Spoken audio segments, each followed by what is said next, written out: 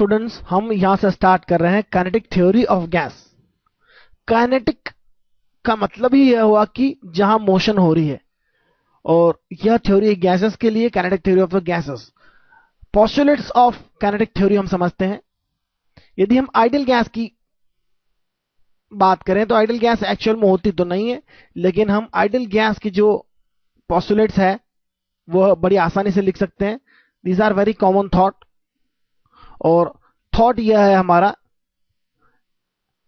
पहला thought, gas has no shape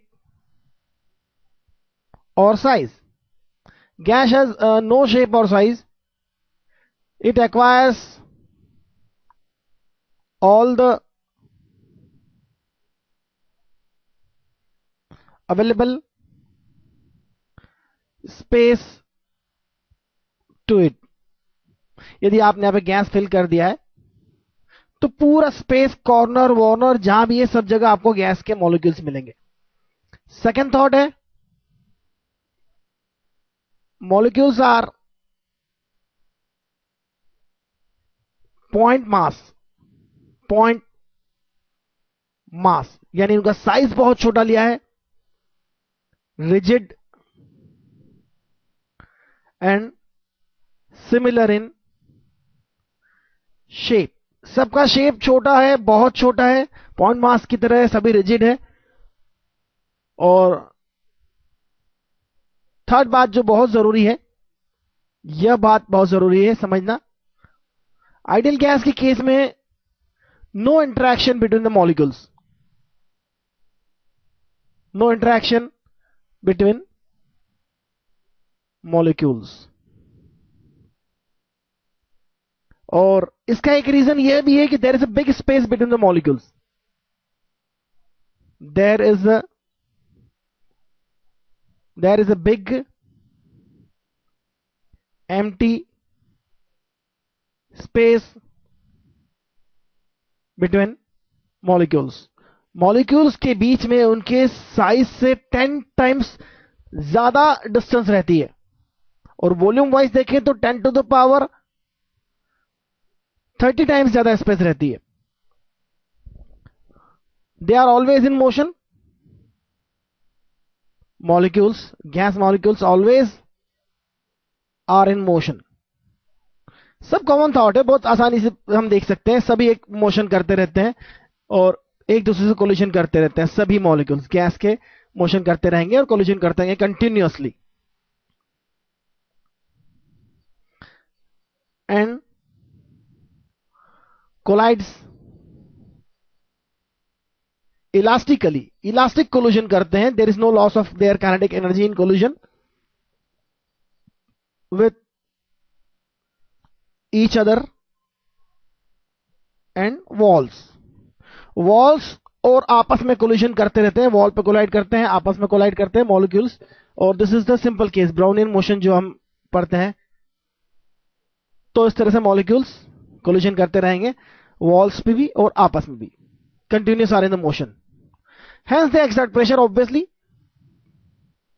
ये collision जो है वही प्रेशर एक्सर्ट कर रहा है।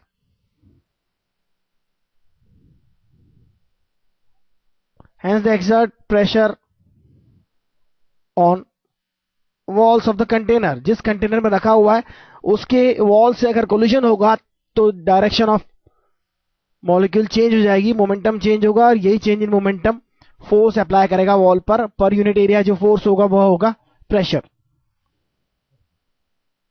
तो रियल गैसेस जो होती है, ऑक्सीजन, नाइट्रोजन, ये सब रियल गैस है, परमानेंट गैसेस है। जबकि हमने जो पोस्टुलेट्स ड्राइव किए हैं यह आइडियल गैसेस के लिए है।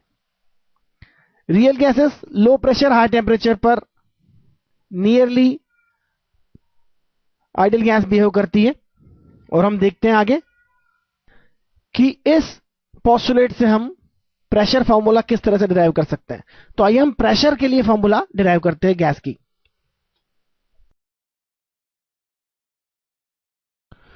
तो अब हम हमारी आइडियल गैस के लिए प्रेशर का फॉर्मूला डिराइव करना चाहते हैं। हमने क्यूब लिया है जिसकी साइड है D, side of cube is equal to D. एक मॉलिक्यूल लेते हैं इसमें गैस का जिसकी वेलोसिटी है v, और हम उसके तीनों डायरेक्शन के कंपोनेंट लेते हैं। एक एक कंपोनेंट हो जाएगा vx, vy एंड vz। हम देखते हैं कि यह मॉलिक्यूल इस वॉल से कोलाइड करता है तो कितना मोमेंटम एक्सचेंज होता है, कितना मोमेंटम चेंज होता है। यहां हम कुछ चीजें और एज्यूम करेंगे। m is equal to mass of a molecule,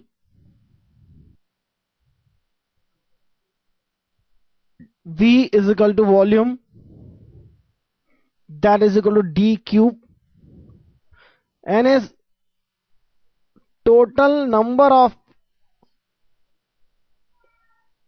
molecule in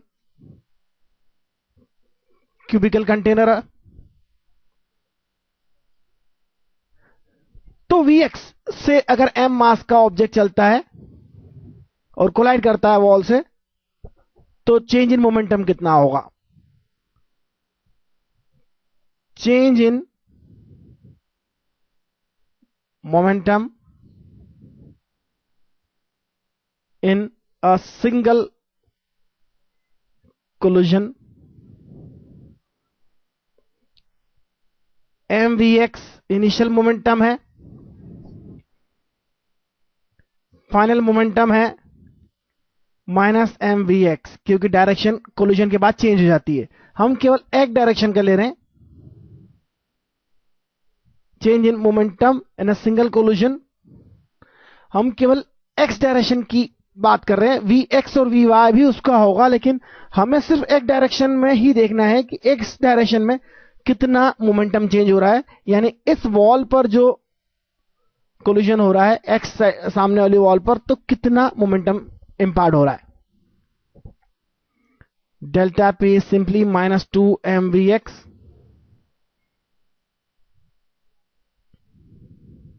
single collision में ये हो गया। Number of collision in unit time. Unit time में नंबर ऑफ कोलिजन सपोज हम लेते हैं small n is equal to small n। तो small n की वैल्यू क्या होगी? आप देख सकते हैं यहां से d डिस्टेंस जाना है फिर आना है, यानी कोलिजन अगर यहां होता है उसके बीच में d डिस्टेंस मूव करेगा मॉलिक्यूल, और यहां से टकराने के बाद फिर वापस यहां पहुंचेगा। तो 2d डिस्टेंस के बाद फिर कोलाइड होगा यहां पर, क्योंकि कोलिजन तो कंटिन्यूस होंगे, इलास्टिक कोलिजन है और एनर्जी लॉस नहीं होगी। एक बात जरूर है कि आपस में कोलिजन हो रहे हैं, उनकी हमें कोई मतलब नहीं, आपस में कोलिजन हो रहे हैं, लेकिन ओवरऑल एवरेज जो वैल्यू है तो vx होगी, और एवरेज टाइम जो होगा यहां से आकर वापस से फिर कोलाइड होने का, वो होगा 2d upon vx। Number of collision इसका रेसिप्रोकल होगा।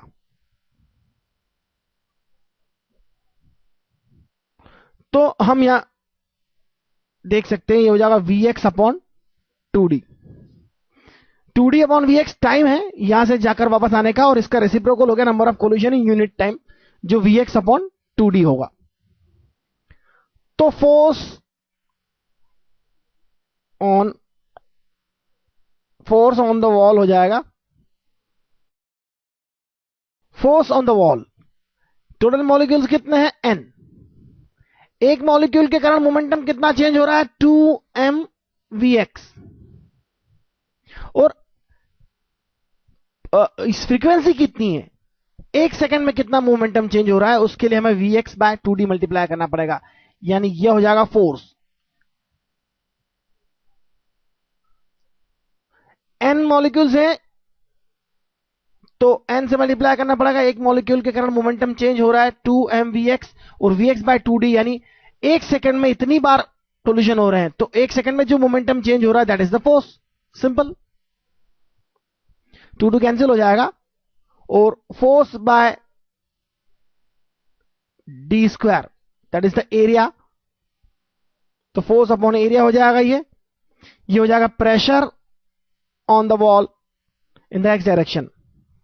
तो यह हो जाएगा n m v x square, 2 cancel हो गया, d क्यूब, और d क्यूब की वैल्यू आप देख सकते हैं पहले से ही कितनी हो गई। d क्यूब की वैल्यू हो जाएगी वॉल्यूम अगर P X N M V X square by V है तो पी वाई कितना होगा? पी वाई हो जाएगा N M V Y square upon volume, simple. और इसी तरह से P Z that is the pressure on